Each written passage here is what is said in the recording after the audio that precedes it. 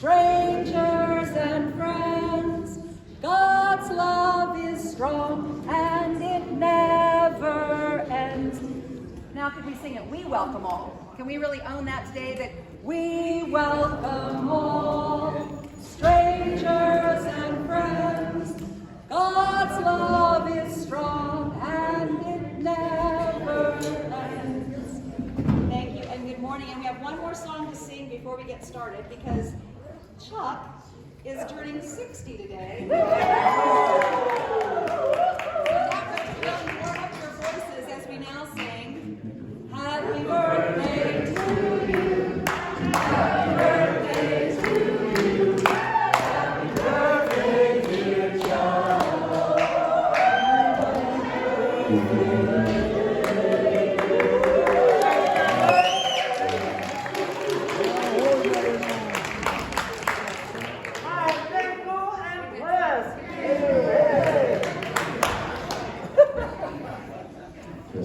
Okay, welcome all. Some of you made it up last night or missed last night. It was a really nice program and we're going to continue on. So before we do that, people have been asking me, what is ECC and what is it about? Why are we celebrating 50 years? And wow, how did it last so long? So we're going to have Reverend Bryce Little give us a little bit of history and development, and also Cecilia Moran to give us a little background on ECC, and Bryce will open us with a short word of prayer first, and then we'll proceed with the program, and Mary can take it over after Bryce and Cecilia. Thank you, Wade.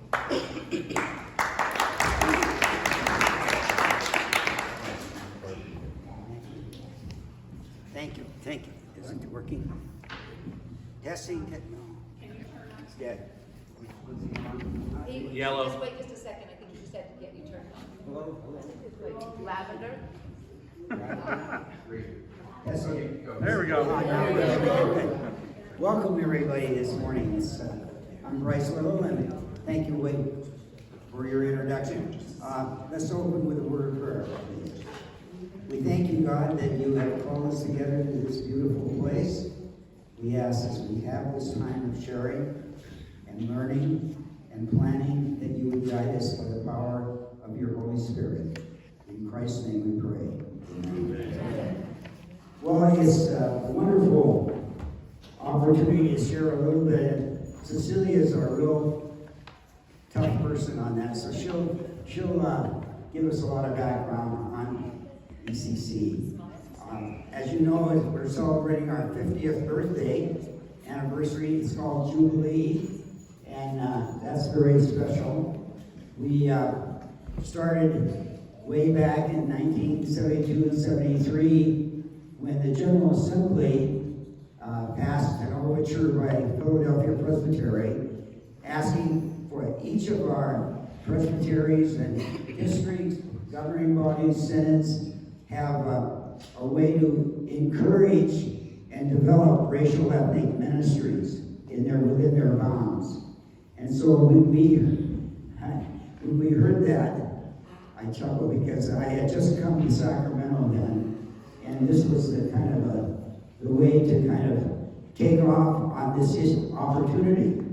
So we began having get-togethers, we had consultations, planning groups, and the different ethnic groups we brought together as well. Now it's kind of interesting because there were ethnic groups all throughout California and Nevada, but the church hadn't really picked up on that and encouraged that and developed that in the strength of the Spirit. So there's a brochure here that tells you about the history. I don't want you to read it while we're having a program, but know that this gives you a lot of information that will tie together what we're all hearing this time. So as we began developing different ministries, I'll just mention a couple of them. We had the Oral History Project of the Filipino community, also the Japanese American community, and Chinese community, and the Korean communities. They all developed oral history projects and wrote them down, which was very helpful because it brought us some understanding of our history, of who we are here in the U.S. and our different ethnic traditions. We also, some of you may have heard of the Chosu Lee Defense Fund. This was a man who was falsely incarcerated, killed, was accused of killing a person, and through the work of the Korean and the ECC, we were able to, with others from the Bay Area, to get Chosu Lee released, and that was a wonderful development beyond a miscarriage of justice to make it justice. So these are kinds of projects that ECC has been involved in all through our time. And as the different racial ethnic persons have been on the edges of our presbytery and not always in the heart of things, we needed to move them into the heart of things. So immediately, I began working with ECC to get people on various levels of our governing bodies of our Presbyterian Church. You may not know, but at one time, the height, we had, I think it was 17 women on different General Assembly committees from our 4 presbyteries. That was wonderful, because there were 0 when we started. And so we got them involved. Cecilia is still doing much of that today herself, and others of you who've gone on to be with the Lord. So I won't take any much more time than say welcome. It's so nice to have you all here. We look forward to sharing our times with Denny. It's so good to see you here. And we just appreciate all of you for coming and being here. And David's role. So I can turn it over to Cecilia now. Now you really hear the word. So, Cecilia. Thank you, Bryce. And it is wonderful to see everybody here. Art wanted you to know, Art Bemby, that he did register for the conference, but he is ill, so he's unable to be with us, but he's thinking of us. And I wrote this whole yellow pad of notes because I was told I was going to speak last night. So after last night, and after reading the program, I find that it's not necessary to do anything. So, because you can just read it in your folder. But there was one other comment I wanted to make before. Since I'm getting long in tooth, I don't remember anything.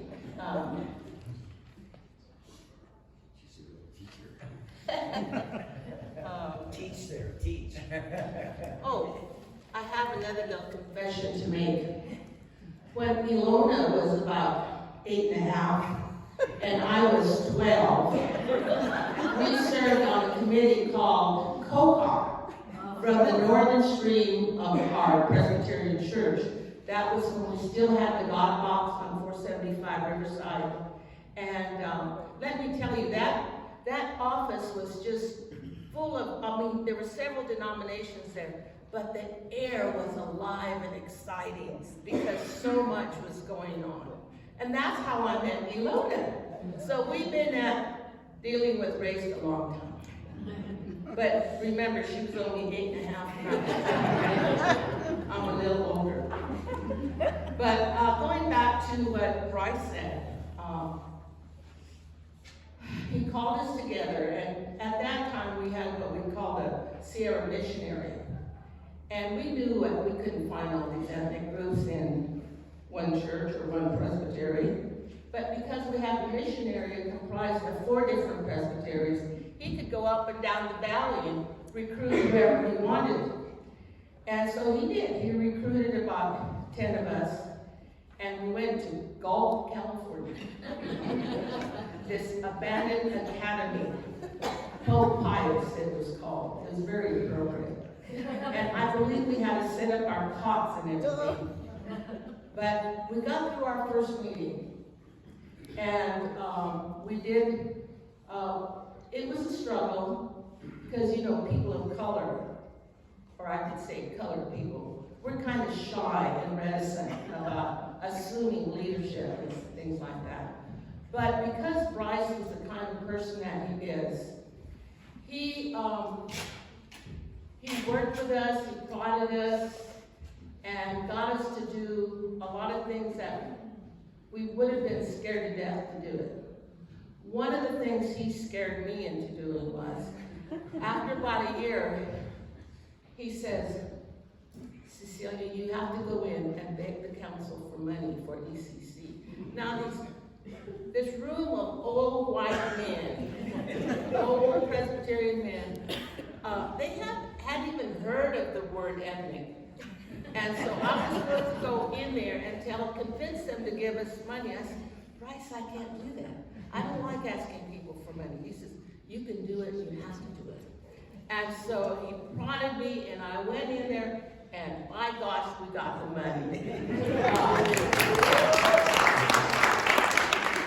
That's just a little sample of the way he developed as a byproduct, the training. He helped us to grow as individuals, building up our confidence, etc. We had Alice Nishi from the Davis Church, who did a lot of work with migrant women who had been abused. We had Janet Ying, if you remember. She ended up being on a program at the national level right away where they gave money. That was when we had, transitional churches, not transitional, I forgot what they called them. But they gave increments to churches in stages. Bryce did this.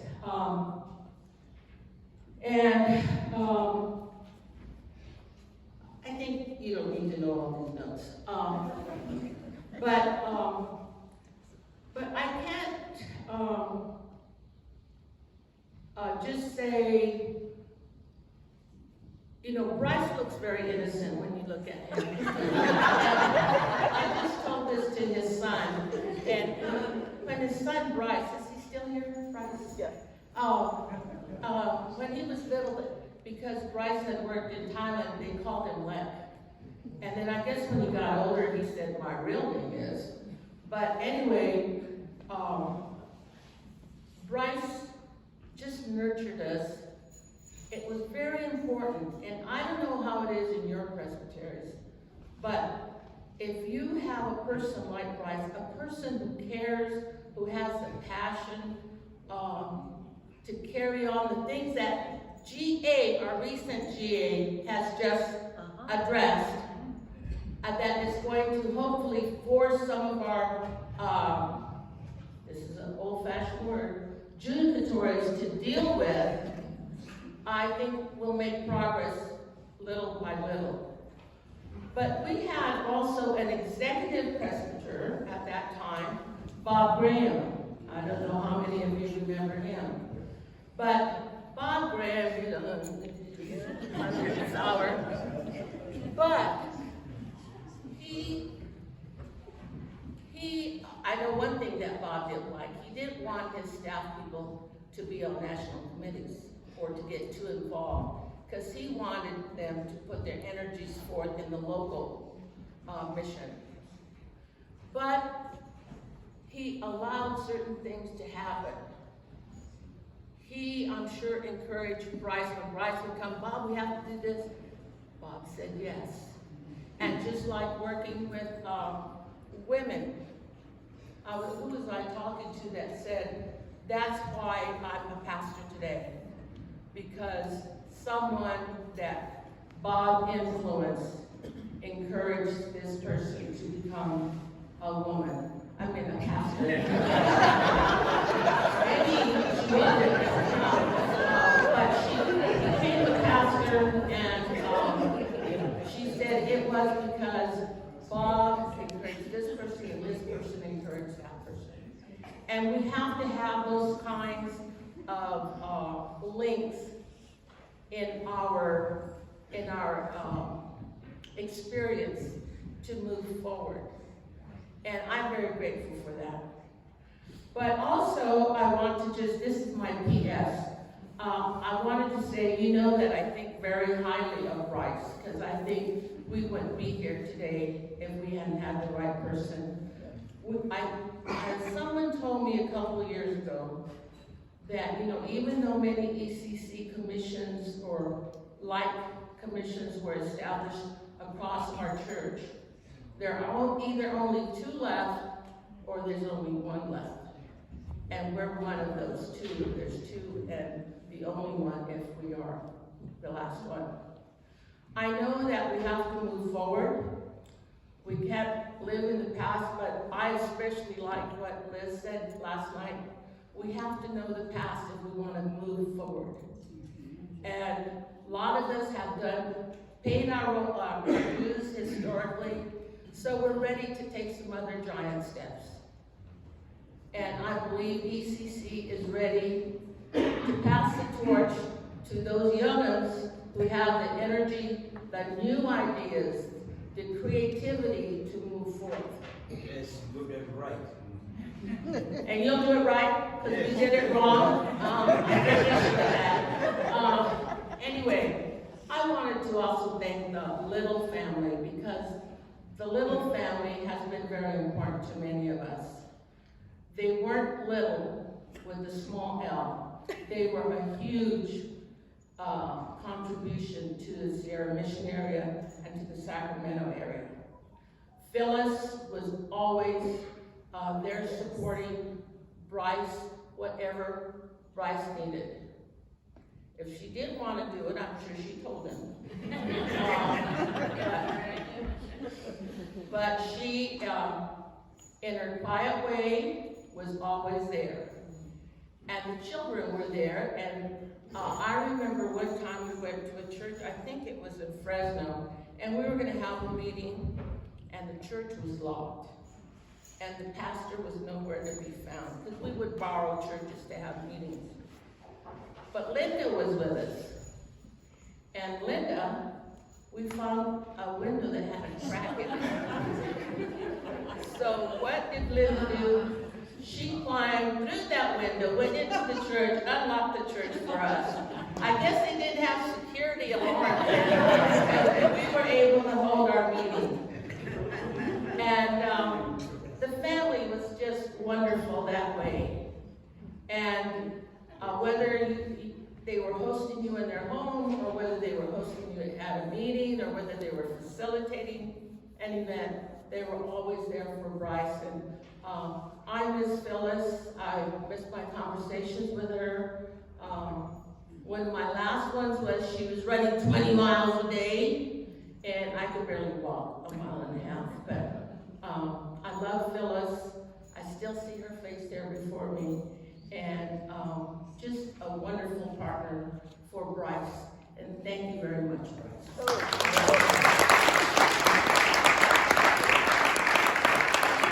Thank you very much, Bryce and Cecilia, for sharing. And before we start the program, we're going to have David Rue once again read a land acknowledgement statement.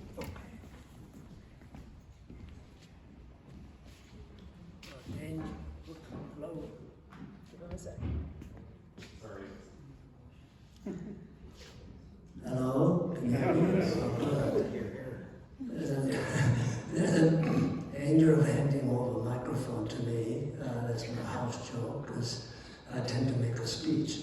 Now, I just want to take a moment before I acknowledge the land together. Bryce mentioned earlier Chosun Lee movement, and some of you may not know. Actually, a documentary on Chosun Lee is showing right now nationwide.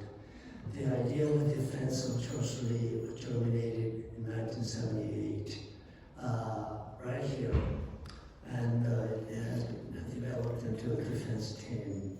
As I just mentioned, it's available. It's part of the work of the ECC, the way I see it. I do want to just take a moment, I don't know if it's appropriate now before we go on. We met here about this time, in fact, the Saturday, second Saturday last year. There were about 20 of us here. I was met as a kind of leadership group, if you will, because during the pandemic, people just don't like to come anyway. And so we, to make a long Social decide, okay, let's go for celebration. And it has taken us exactly a year to be here. And I do like to take a moment to recognize the members of the planning committee. And I look around, if you rise, not all of them here, but if you rise, just be recognized. I think you deserve. I know Cecilia, you were there. Can you rise up so that people can see who you are?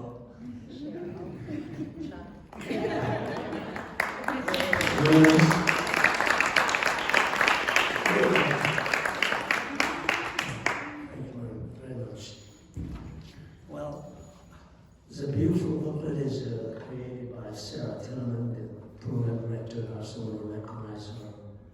And looking at page 6, it talks about the theme and keynote speakers. The theme is at the threshold.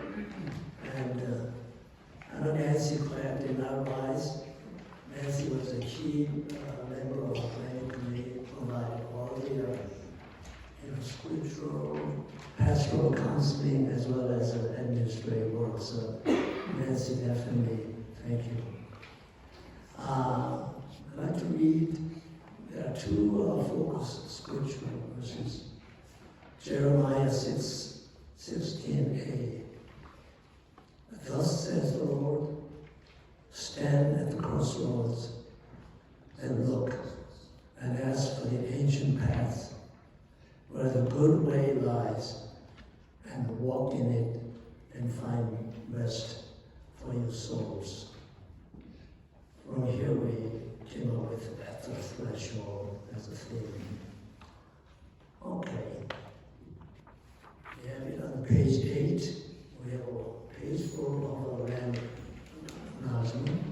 I hope that you can read at your leisure, but I'll read this first paragraph and last, just so that we can do the diligence in acknowledging the land.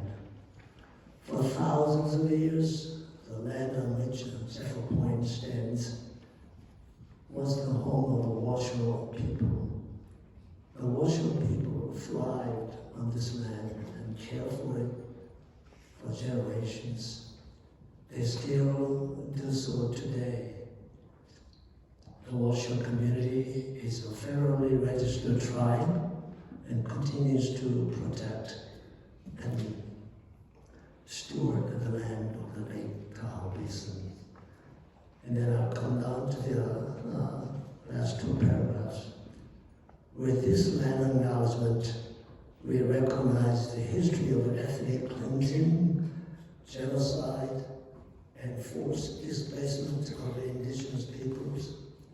We acknowledge that indigenous communities continue to endure the hardships wrought by this history, and that they experience the ongoing effects of systemic racism.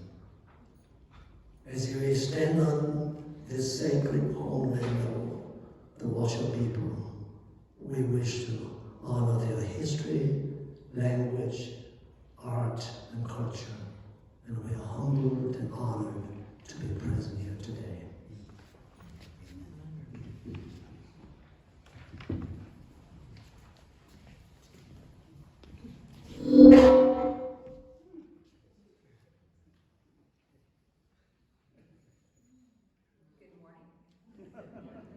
Maybe that was the Holy Spirit just saying, I'm here too. Well, I have to just say, I was so moved at just hearing about Bryce's role in the fact that we are here at all today, and knowing that the work of ECC has cultivated so many leaders throughout our region and that are serving throughout the country. And so, with tears in my eyes, I also want to just thank you. We celebrate the life of Phyllis, though she's not physically with us today. We celebrate her spirit and the way the two of you have walked this good earth, and clearly an impact that has been very lasting.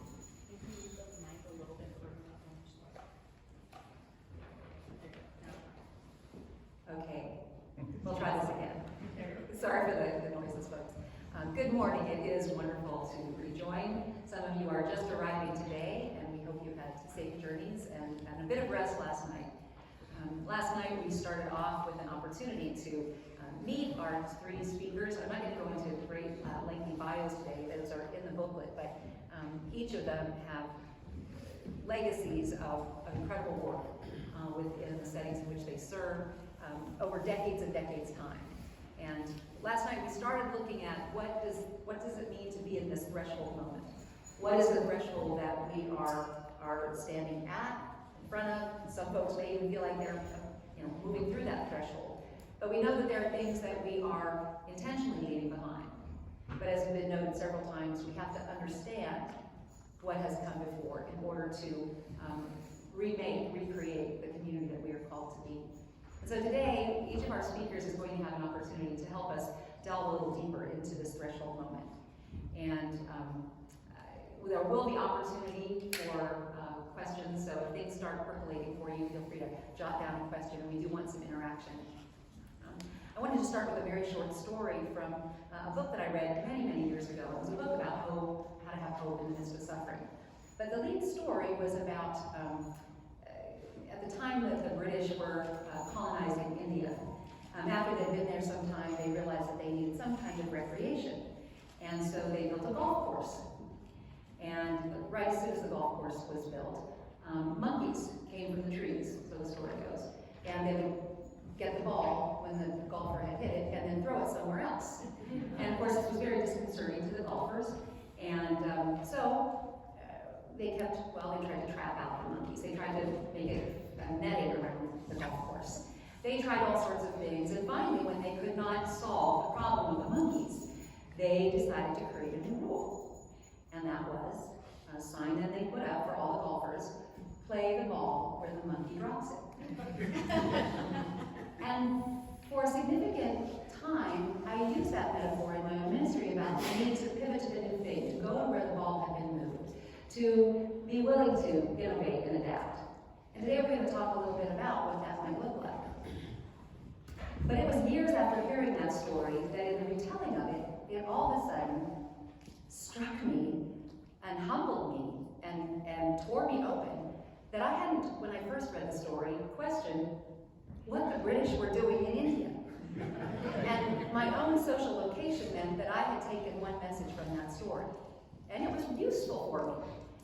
And then as I pondered that story, not only should the British not have been in India, there should not have been a golf course outside Calcutta. And the monkeys, and no doubt all the local people knew it, but colonizers do what colonizers do. They make up the rules. And if the rules don't fit their game, they make up new rules. And that's been true on nearly every continent, but it's also been true in the church. And so as we gather today, we know that we're in a moment where we are both needing to be innovative, to go where the new ball has dropped. But we also have to ask those deeper questions and do that work. What does it mean to decolonize an institution that is so embedded in a Western white supremacy that dates back long before any of us, but in which we are all have been stewing. And so today we hope to find the tension between both of those, the healthy tension between the innovation that we're called to and the new things, and what we're really called to dismantle and to distance ourselves from. And I'm grateful that we have three guides to prompt our thinking, our creativity, our courage, as we stand at this threshold and seek to find our way forward together as a community. So I'm going to turn it over. We didn't really choose an order. So Bruce, would you like to start? Yeah, we'll do scissor, paper, rock. Sure. Wow. Okay, so a couple of corrections for your bio, just so you know. So I was not moderator in 2021, so you should just check that. Dear God. No. The privilege of pandemic moderating or Gregory and Elona. So just wanted to make sure that was, 2008. So I tell people that because folks still think it was recently, but it's been a long time. And so decolonizing, oh gosh, this church. where do we start? So when I was moderator, I was fond of saying that I actually didn't care about the PCUSA for a little shock value, because folks are like, what? And I actually don't care about the structure, the institution. Like, my ministry and call into this work is not to sustain, support, keep up, help survive this institution. What I love about being Presbyterian is this commitment to the way we've determined we make decisions together. That we, as frustrating as it is, that we have said that one way of living the gospel is to discern the mind of Christ and the will of God together. No matter how frustrating it is, no matter how annoyed we get at the one person who always stands up and says the exact same thing, do not look at anybody, because that person's probably you. But we value that. And that's what I love about being Presbyterian. To try to get us away from what it means to be Presbyterian is all about structure and institution. Because there's two things that I think when we talk about decolonizing our institution. One is folks of color are always left with the burden of fixing something that we didn't break. Right. And when I was elected moderator way back in 2008, somebody told me they hand over broken things to people of color so we can fail. Amen. Now that is super overestimating the power of the moderator. That's why. Like, we don't really have that kind of control power. But at the same time, that's not an untruth, right? That sure, now once we've decided we're going to jump ship, we're going to hand it over and pretend like we're doing some good work, only to see it fail. Then we can scapegoat whoever was in charge at the time. So I actually I don't participate in much conversations about decolonizing and fixing the PCOSA as an institution. But I do engage in conversations about what does it mean for our local bodies, our folks who are living this work out in the world. What does it mean for us to live out this Presbyterian ideal of discerning the mind of Christ and the will of God together? And then what gets birthed out of that, hopefully, will be different, because there are different voices talking about what that means. So if we have young folks of color and you bring those folks into a space and you begin to help ask the question, what does it mean to be Presbyterian? Not, what committees are you going to serve on? And that's kind of a trite thing that we always critique ourselves about, but it's true. Like, we expect the only way for folks to engage in the life of our congregations and our governing bodies is the ways that we've always done it. Some of us love that, some of us thrive in that, we were raised in that, but I can tell you that, the young folks that we yearn for, or even others, that is,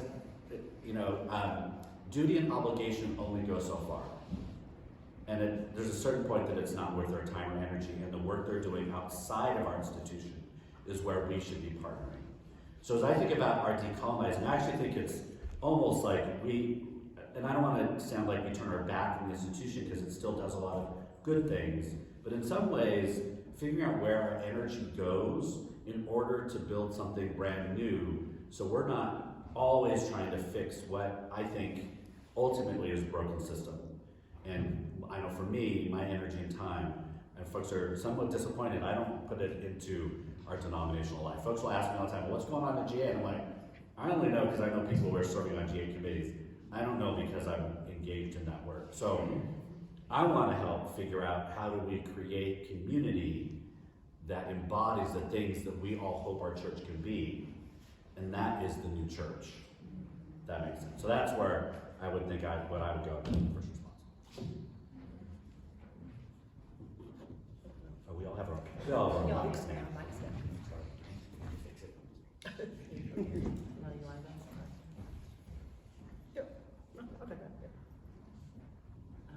I don't think this is turned up yet, but it will be.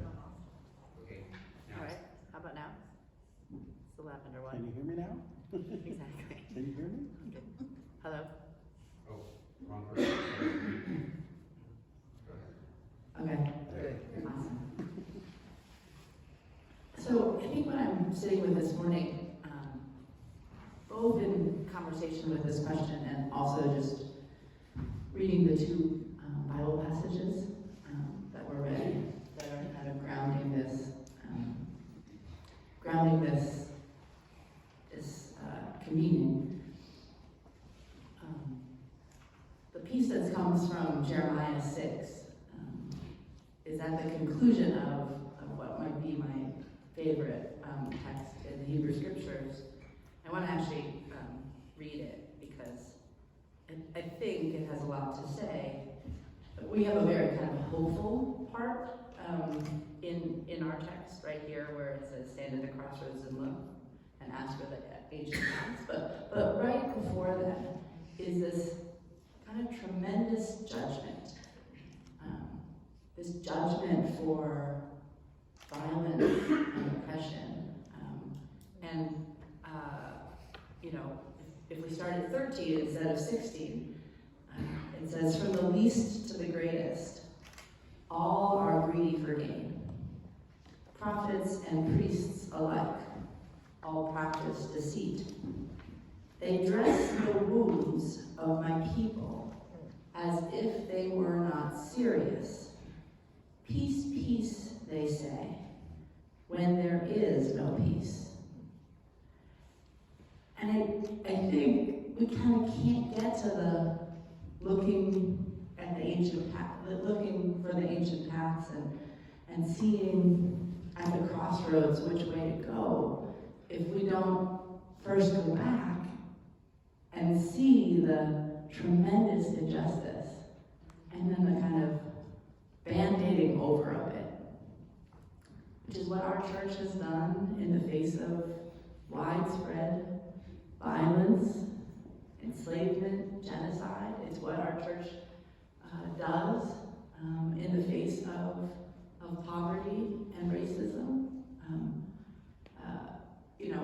I wrote an article a couple weeks into the pandemic, kind of based on this passage, saying that pandemics only kind of show the kind of foundations of injustice that existed and preceded them, and that are only, as Elona said yesterday, kind of deepened and spread and further revealed when crises happen, but that were there, and that our scriptures remind us that when we cover gaping wounds with band-aids, it does not matter. It does not help. And instead, what has to come is the whole foundations of injustice have to be torn down, and new structures and systems that center those most impacted have to be brought up. And so I think that there's a lesson in our church, for our church, in all of that. That if we are, it involves all of us. Like if we're serious about standing at the crossroads and looking which way we're supposed to go, with our history at our back, but turning back and looking towards it as we move, as we say in the Poor People's Campaign, forward together, that we have to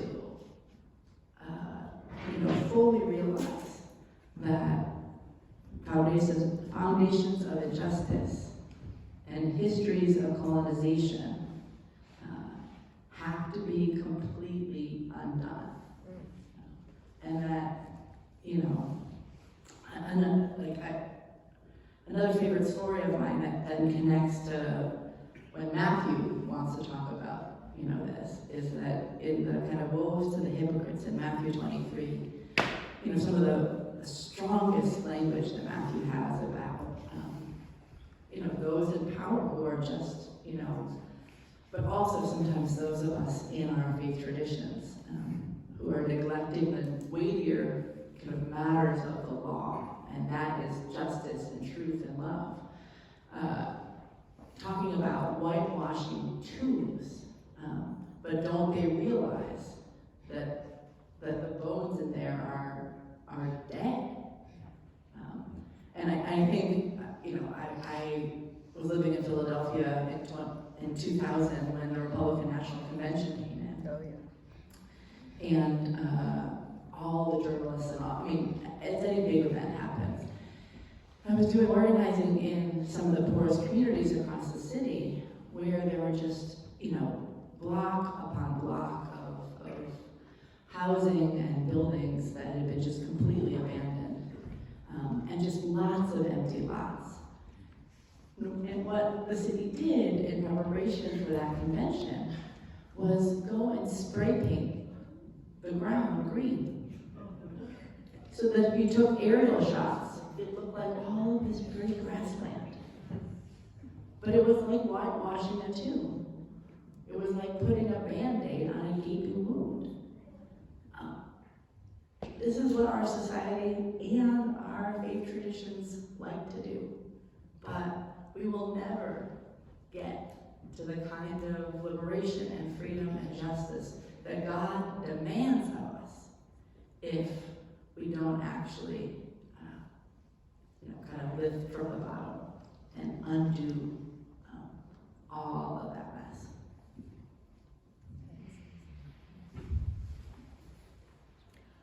Wow, not fully sure where to connect with this, but I'd like to start off by saying that kindness and kinship share a root. And what is even more profound about that is that one of the rewards of exhibiting kindness, and I'm treating kindness as the jubilee response to injustice. Okay. So one of the rewards of kindness is that we establish our kinship. We learn the parameters, the terminology begins to emerge, we begin to recognize that we are in kinship systems. But even more than that, and I worked on this quite a bit on the flight here, most of our way to change the world, and like James Baldwin has said, it only takes, the world changes according to the way people see it. If you alter it even by a little bit, people look at reality, then you can change it. So James Baldwin is right on with that. But in our understanding of these changes, our church still tends to do transactional changes. So our issues of responding to diaspora or genocide, we put people in place who can then manage or exchange resources to make something better. What we're not doing is the true transformational work about what it means to deliver kindness and its connection to our kinship. And so that's where I'd like us to focus on it. How do we get ourselves out of just the transactions of doing the right thing and realizing that from all of our cultures that are deeply rooted in a place, there is deep wisdom that is transformative and still alive for us as we move through these times of change. So we're standing on the threshold. The transaction would mean the faster you get over that threshold, the quicker you're going to be able to achieve what you want. And I think many of us come from cultures where we know, no, that's not what we need to do. We need to be intentional about stepping over that threshold to walk before we run. And I say that because when we run by something, we miss a whole lot. But if we're walking through it intentionally, we'll be able to recognize what actually is going to be happening with the transformation. We'll be able to say more than just, well, here's an organizational chart. You're my colleague, you're a former co-moderator. What the title is, the past co-moderators on former, or you're another executive with me, in the mid-council system. Those are all things that are transactional. It means that our positioning in those roles has had some exchange of, or negotiation about where we serve. But to really be transformational, we need to think about it as a genealogy. And then we can say, you're my sister in Christ. You're my uncle in Christ. In our Native community, I hope you all are aware of this, we don't use our biology as just not linear. All my mother's sisters are my mother. All my father's brothers. And my dad had like 27 brothers. They're all my father. We use the term grandmother and aunt and uncle as a sign of respect. We are intentionally crossing a threshold of relationships to always respect those around us, to give honor to them, to say that success is not rushing through to achieve justice, but is to say, I have to be the best relative possible. That's what it means for us to transform. If any of you get emails from me, and it's interesting how many people will respond to this, like, Elona, I don't think I ever saw that signature thing you have until just today, and it's like, I've had it there for years. But it's a quote from Bob Marley in the song, We Are the Survivors, the Black Survivors. The quote is, some people got ways and means. Some people got hopes and dreams. A lot of people with privilege have ways and means. And what do we have? We got hopes. We've got dreams. So when we talk about success, we still keep talking about where do you see hope in the church? You know, or how are we going to change the world? Because what we're living on is our hopes and our dreams. Where all around us, there are people who already have ways and means. Bob Marley was on the truth. He nailed that. So for us to be able to look at an alternative response to how we transform the church, I'd rather say wherever I occupy space in the church, I am a sign of resistance. I hope y'all say that too. Or wherever I am in an elected position, I can look at that election process and begin to say what came before me to get me into this place where my name was on a list somewhere to be selected and approved. And then for those people around me, I want to be able to say, now you're working with me, the whole me. So Bruce, you know, I'll work with you around, you know, whether we say we care for the church or its structures or not. But I know out of my community, our kinship system is so real. You know, I want to be able to say, hey, Bob Marley, I'm going to shift my hopes and dreams to some ways and means in the church. And I want you to know if I call you my uncle, your obligation to me as an older brother or as a younger sister, I'm expecting you to do that. And when you don't know how to do that, I'll be there. You all have ancestral wisdom flowing through your DNA. And all of us go back to some indigenous roots of a connection to time and place. So let's look at the transformation of that wisdom that is still within us and not look at the church as just a place to negotiate transactions. Let's look at it as a kinship system where we all, in our being here, we're members of this household of God. Come on into my longhouse. You know, let us sing and have ceremony together. That's what the General Assembly should be about. It's a ceremony of how we praise our relationship to the Creator. And if I welcome you in there, I expect you to come in with the highest respect for what I am bringing with me today.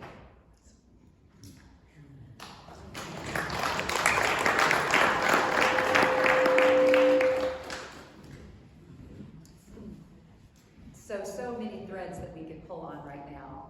I want to sort of see if we can, with several things each of you have said, kind of bore down a little bit deeper. And so, Bruce, I think something that you articulated, what I heard, and you can correct me if I'm hearing this wrong, is that for you, part of it is really discerning the mind and will of Christ, out beyond the walls of the church. It's that discernment that we do together. And Liz, you're very, clear way of saying we need to tear down the foundations of injustice, that we can't really move anywhere until we really look at that what has come before and do that work of dismantling. And then this challenge to move from transactional to transformational. Each of you are working in certain spheres where you are embodying that. And I wonder if you could each talk a little bit more about work that you have seen, work that you are doing, to give even some examples. I'm sure that in our own minds we can be starting to think of some of what the relevance of what you're saying is to our location. But how is that being lived out in the communities that you serve and the work that you're doing? And any of you can jump in on that one first. Or you can think about it for a moment too. Well, I want to recognize that you're all about community. I mean, Sort of- really. Sort of looking at you like this. No, and not that I expect you to go first, but I really want to recognize that as someone also working in the church, I know that you're working in community. Your engagement is at that level. So it's important for me to look at her and say, I support you in that work. You know? Right, right. You know, yeah, I'm happy to kind of talk a little bit about this, because I also feel like ending with that powerful, I mean, all of it is so helpful, but again, kind of this biblical notion, and then out of the world notion of God's household, right? So, the Greek word for household is like many, right? It's actually about economy. And it's about also how it's organized. And this is like a place where God's household is being like polemicized against Caesar's household. And the way that empire and structures and people organize society, because that's how the empire was organized. At the top was Caesar's household. And however you fit into that is however you fit into society. But God's household is a whole lot different, right? It's a, Many rooms. It's a many rooms. It's a long house, right? It's like it's all of us in here crossing these different, boundaries and differences. And it's not like that we then just all sing Kumbaya and can't we all get along. And it's not, it's not that notion. It's not that we look away from and look past the differences. It's actually that, as we heard earlier, we bring the margins into the center. We lift from the bottom so everybody rises, right? We make sure that everybody's in, nobody's out. And those aren't just like nice ideas. They're not just dreams, right? There are these ways that's happening, that's happened. And so, I think about the kind of powerful mutual solidarity work that people have been doing, in and since and before the pandemic, where whether it's our congregations or whether it's just young people in a community that are identifying that like there are real needs and then going and helping to fill those needs, right? And I think about, the fact that right now in the United States, we have more kind of labor organizing happening than we've had in decades, right? And the highest kind of popular belief in labor unions, improving society since the 1960s. And that matters because, as Reverend Barber, the co-chair of the Poor People's Campaign, said early on in the pandemic, and it continues to say, we gave low-wage workers a new name, a new title. We called them essential. But we kept on treating them as expendable. Right. And people are not standing for that right now. And then to your point, Elona, like that it matters to have the church and people in different positions in the church saying that the work that the Poor People's Campaign or that low-wage workers or Starbucks workers or Walmart workers or homeless families or folks without health care is doing actually is significant and is the work of God in the world, that matters. It really does. And now, it can't be, we then just, pat people on the back and send us on our way, but that's not what being in a household of God is, right? It's that this is good, and this is right, and this is how we could be, should be, must be, to kind of to work on these questions of transformation. And so, I think about, like all kinds of local congregations that are, innovating in how they do their church based on, what Bruce was talking about, of like what's really happening out in the world. Like, I have found in some congregations that fewer and fewer people are going because either folks are having to work 2 and 3 jobs and don't have the time to come to church, or because our churches aren't talking about the issues that really impact them. Or then if you do talk about those issues, like you're not creating the kind of community that people so desperately need. And we can do it all, and I'm seeing it happen all over our church and all over our country. Like I spend most of my time in many of the poorest parts of this country, and people will often say, "Well, how do you find hope?" And I was just like, it doesn't make sense to me. Like to me, the fact that folks are fighting back, aren't letting the kind of death and destruction that's everywhere around us have the last word. The idea that people are still holding out that faith that it can change. It does not have to be this way.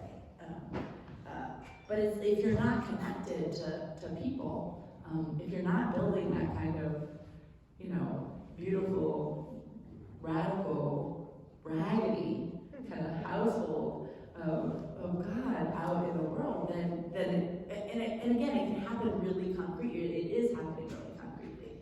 People are singing new songs and having like preaching that sounds, like you're in revival meetings that are about Filled with the Spirit. Filled with the Spirit, and like so, we often don't know that like at different moments of this nation's history, like it's a religious revival that's combined with a justice revival that kind of changes things and makes life better for folk. And so I see that. I see that, all across, whether it's folks that are in homeless encampments that are organizing but making real connections with churches, or whether it's, people doing, from a faith perspective, from our churches, immigration rights work. I mean, there's beautiful stuff happening. We just have to kind of pay attention to it.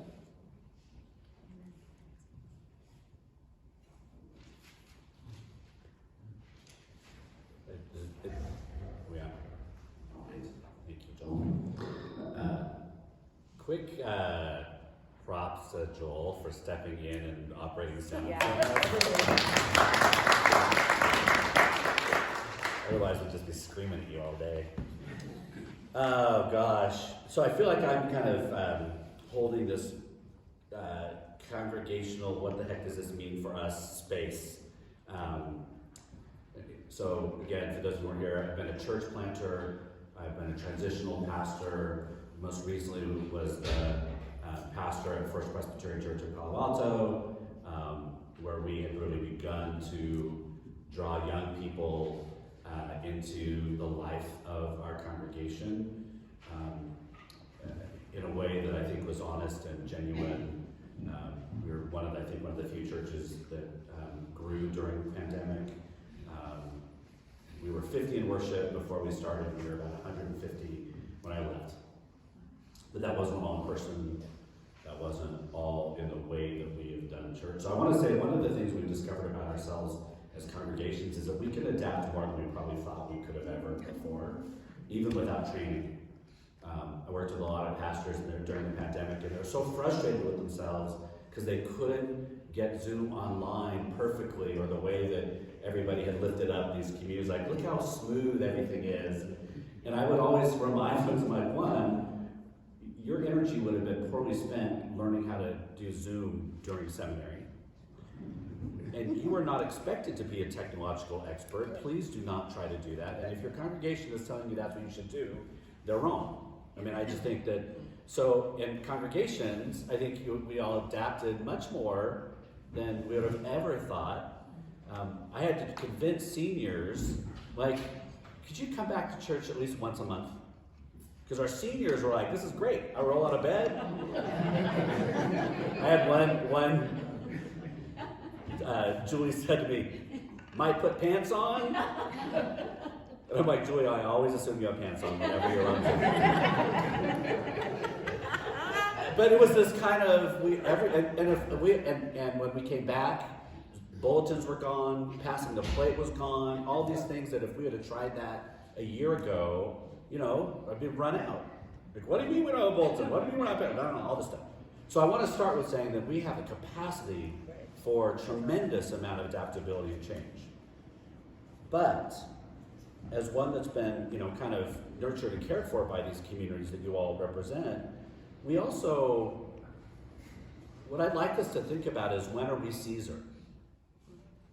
When are we centering ourselves, our own power, our own economy, our own structure, our own authority, to the detriment of really understanding what is the potentiality for us to live into what God's house looks like for us, and what we say we want it to be.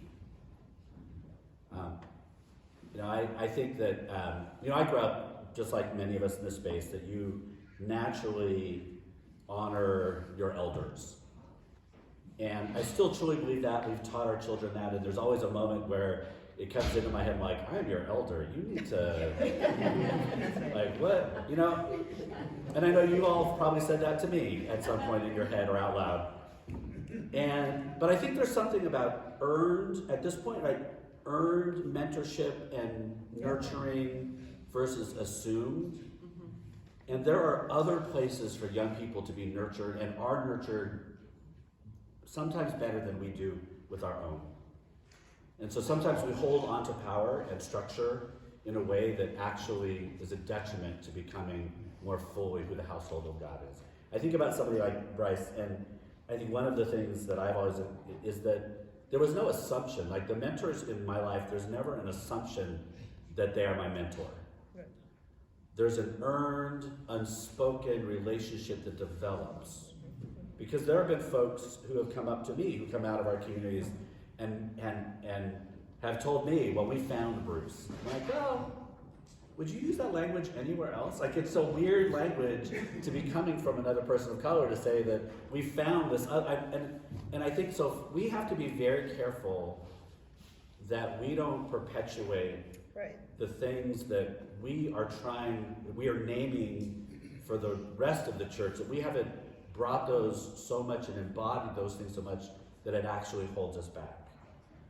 Because I think if we really want to live into this recentering, that center is going to be drastically different for probably all of us in this room. And how do we truly invite that to happen? Means, I'm going to say, it means three things. One, it means you give up power without abdicating responsibility. I don't know how many times it was frustrating to be told when I was a young person, not a young person anymore, when I was a young person, how much we wanted you in leadership, but you have to pay your dues, and you have to be around long enough, or I don't like that, so you hold young folks back after we've said to them, we want you to be engaged in this work. Two is to stop assuming that young folks will not help to fund things that are important.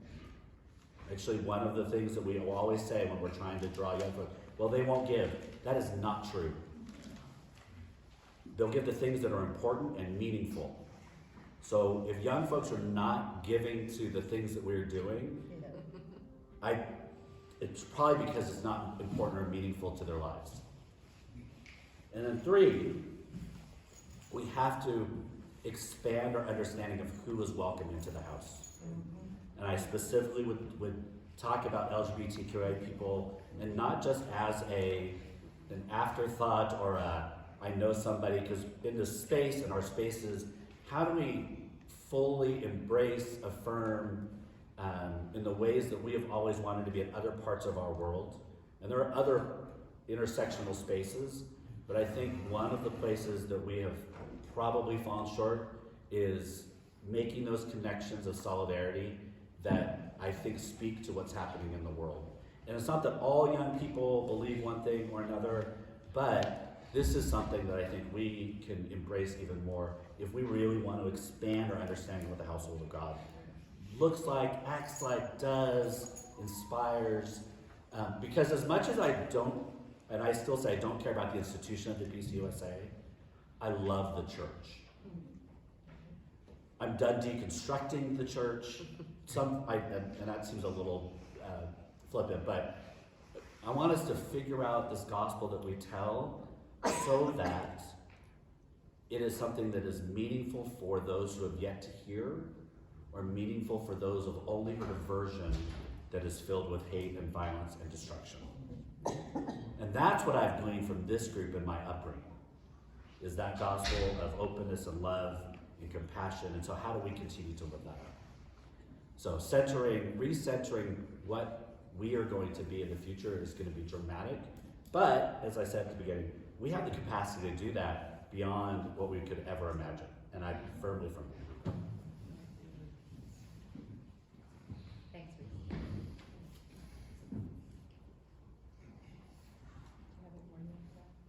Yeah,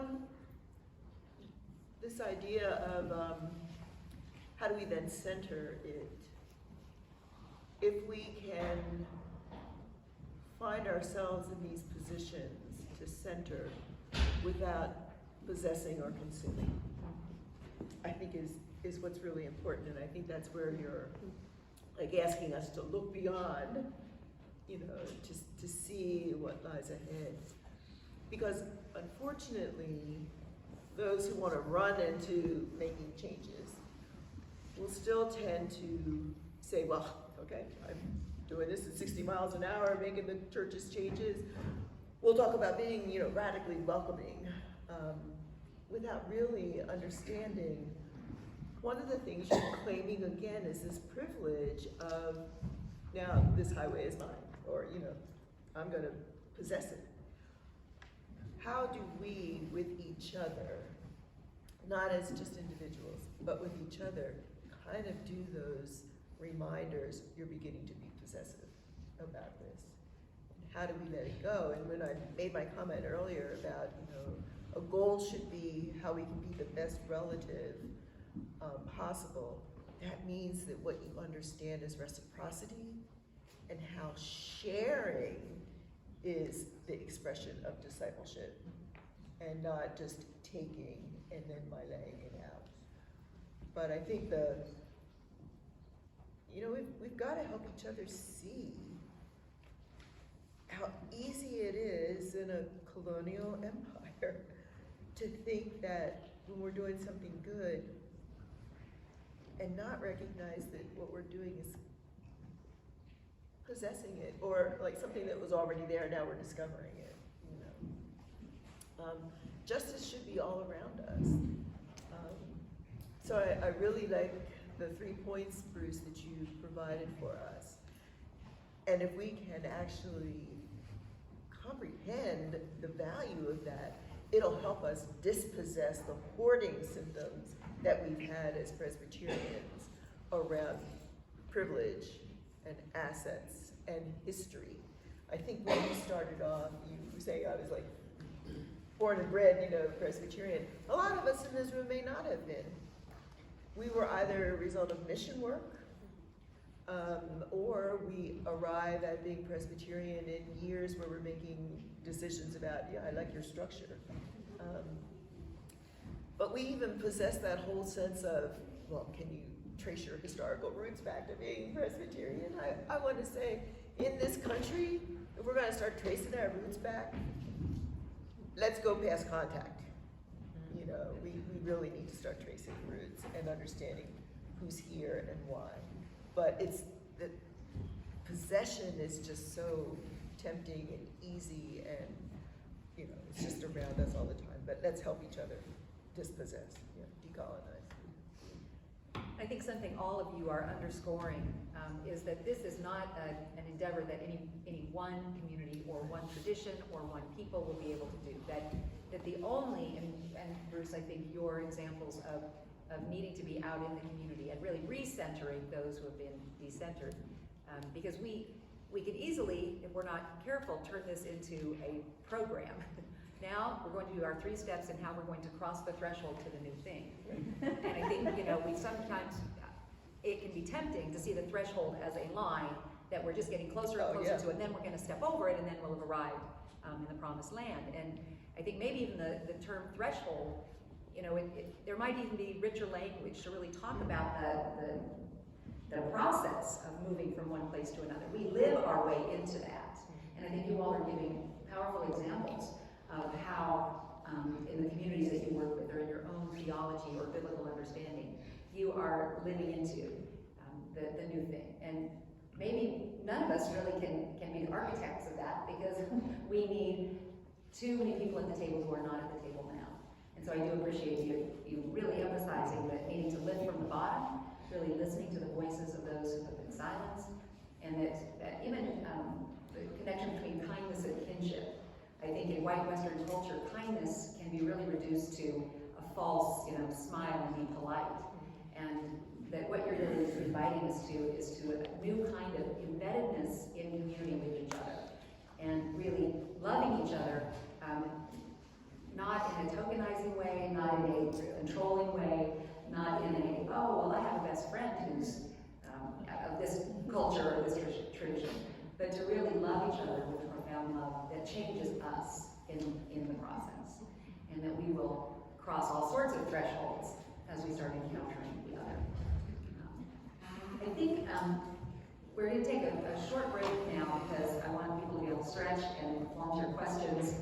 In the second half of the morning, certainly we're going to hear a lot more speakers, but if there are particular questions that are bubbling up for you from your own context or from your own experience, we invite you to be thinking those through, and we'll have a couple of those in the second half of the morning. Thank you all. Oh, Sarah. I just wanted to say, if you're interested in purchasing or having one of the books of our speakers here, we have them over here, and it's a suggested donation of $10, but pay what you can, and if you can't pay anything, that's perfectly fine as well.